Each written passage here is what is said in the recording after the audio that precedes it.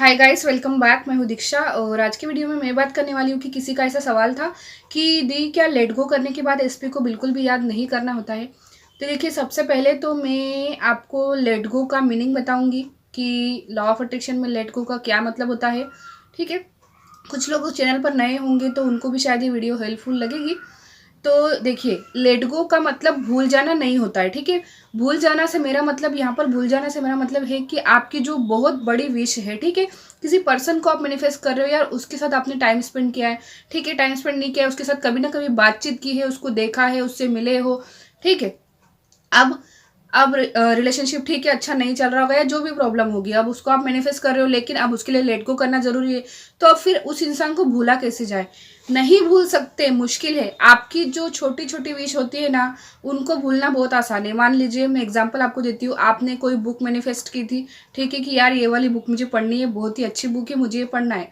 आपको वो मिली नहीं, या फिर आप खरीद नहीं पाए, या फिर जो भी प्रॉब्लम हो गई, लेकिन अब आप उसको भूल गए। ठीक है, आप उसको भूल गए क्योंकि आप उस बुक के साथ इमोशनली अटैच नहीं थे, क्योंकि आप ये नहीं सोचते थे कि यार अगर ये बुक मुझे नहीं मिली तो मैं नहीं जी पाऊंगी। ठीक है, समझ रहे मेरी बात को? क्योंकि आप ये नहीं सोचते थे कि अगर वो बुक मुझे नहीं मिली तो मैं क्या करूंगी लाइफ में। क्या ऐसा आपका उस बुक से इतना जुड़ा होगा, या बुक ही नहीं, कुछ भी हो, घड़ी हो, ड्रेस हो, कुछ भी हो, क्या ऐसा होता है? क्या हम इतना किसी चीज़ के लिए करते हैं? नहीं।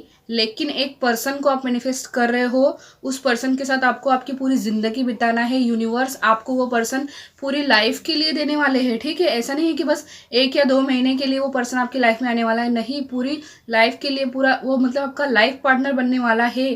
ठीक है, तो बहुत बहुत बड़ी और बहुत ही खास विश है आपके आपके पर्सन को मैनिफेस्ट करना।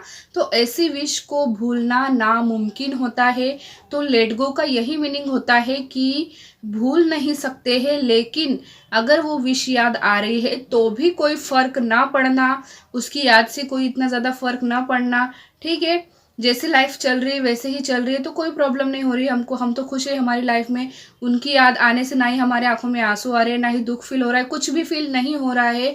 तो इसका मतलब है कि आपका लेट गो हो गया है।